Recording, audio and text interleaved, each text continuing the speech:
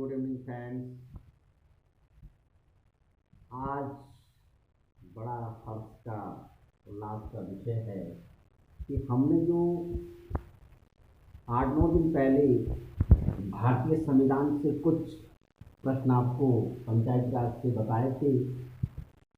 आज हम भारतीय राज्य व्यवस्था के कुछ महत्वपूर्ण प्रश्न बता रहे हैं, जिसमें आप लोगों का जो प्रश्न समय समय पर कॉम्पिटिटिव परीक्षाओं में आते रहते हैं, लेकिन सबसे पहले मेरा आपसे विशेष अनुरोध आग्रह है कि आप लोग मेरे YouTube चैनल को सब्सक्राइब शेयर ज़रूर करें और बेल आइकन ज़रूर दबाएं, ताकि जो है न्यू वीडियो आपकी समक्ष जो है प्रस्तुत की जाएगी। आज का जो हमारा मेन टॉपिक है उस पर हम फोकस कर रहे हैं भारतीय राज्य व्यवस्था। कुछ इम्पोर्टेंट प्रश्न हैं भारतीय संविधान के अंतर्गत। प्रथम इसमें जो प्रश्न अभी हम आपके सम्मुख पेश करने जा रहे हैं, संविधान निर्माण की धारणा की प्रथम अभिव्यक्ति किसके द्वारा निर्मित स्वराज विधेयक में मिलती है? तो इसका जो सही आंसर है वो है बाल गंगाधर तिलक। बाल गंगाधर तिलक ने एक नारा भी दिया था, स्वराज मेरा जन्मसिद्ध अधिकार है। ये बाल गंगाधर तिलक द्वारा दिया गया है। इनके 3 साथी थे ये लोग, इनको कहा जाता है बाल पाल लाल। बाल से बाल गंगाधर तिलक और पाल से बिपिन चंद्र पाल और लाल से लाला लाजपत राय। नाउ अगला जो प्रश्न है, भारतीय संविधान भारतीयों की इच्छा अनुसार होगा, यह कथन 1922 में किसने दिया था? इसका उत्तर है महात्मा गांधी जी। महात्मा गांधी जी ने कहा था कि भारतीय संविधान होगा वो भारतीयों की इच्छा अनुसार हो। ये महात्मा गांधी ने इसको इन्होंने जो कथन व्यक्त किया था। अगला प्रश्न है, भारतीय संविधान की रचना है तो संविधान सभा का विचार सर्वप्रथम किसके द्वारा प्रस्तुत किया गया था? जो है आपको बता दिया गया है, बाल गंगाधर तिलक के स्वराज विधेयक में मिलता है। तो स्वराज पार्टी 1934 में स्वराज पार्टी की जो गठन हुआ और स्वराज पार्टी ने जो है इसको 1934 में इसका जो है सर्वप्रथम भारतीय संविधान सभा का विचार प्रस्तुत किया। अगला प्रश्न है, भारतीय संविधान का विचार किस मिशन के द्वारा गठित किया गया?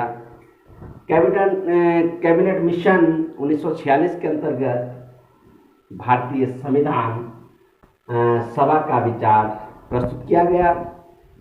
तत्कालीन ब्रिटेन के प्रधानमंत्री इटली, इन्होंने 3 सदस्य जो है कैबिनेट मिशन के अंतर्गत चुन करके भारत भेजे। उनमें से जो सदस्य थे पैथिक लॉरेंस, दूसरे थे क्रिप्स मिशन और तीसरे थे आपके ये एवी अलेक्जेंडर। ये तीनों जो है तत्कालीन प्रधानमंत्री इटली ने भारत में भेजे थे। वर्ष 1946 में किसके द्वारा भारत की संविधान सभा चुनी गई थी? प्रांतीय सभा। इंपॉर्टेंट प्रश्न है, प्रांतीय सभा के द्वारा वर्ष 1946 में भारतीय संविधान सभा चुनी गई। अगला है, भारतीय संविधान सभा की पहली बैठक में अस्थायी अध्यक्ष कौन थे?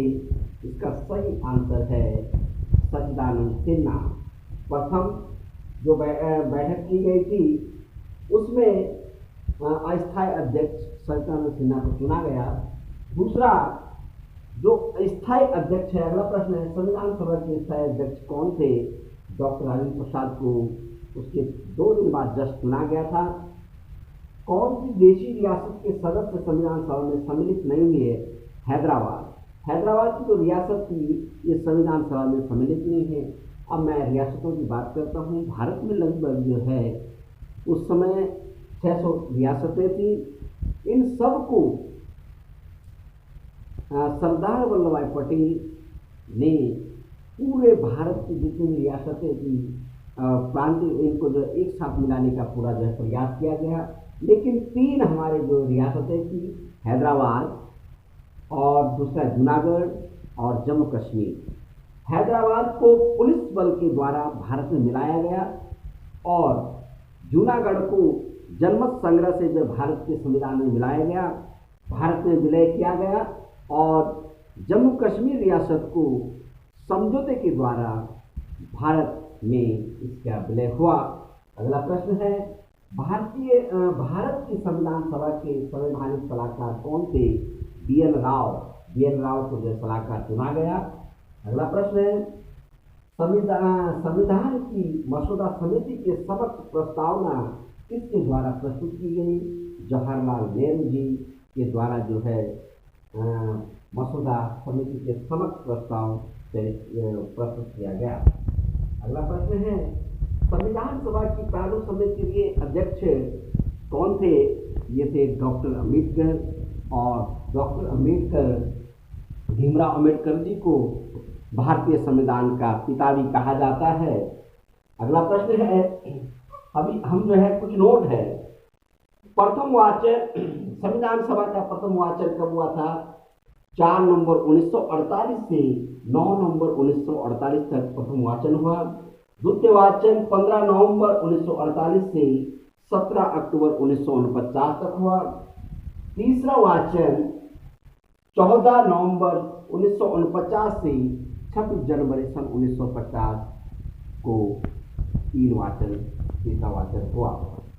जवाहरलाल नेहरू द्वारा जो उद्देश्य प्रस्ताव स्वीकृति संविधान सभा ने दी या संविधान सभा ने दी, वो दी है 22 जनवरी 1947 को जो है उद्देश्य प्रस्ताव की स्वीकृति प्रदान की। आज का टॉपिक यहीं पर आप समाप्त किया जाता है। आप लोगों को बहुत बहुत धन्यवाद, आभार, थैंक यू। बहुत बहुत आपका प्यार मिल रहा है, थैंक यू, बहुत बहुत धन्यवाद, बहुत बहुत आपका आभार।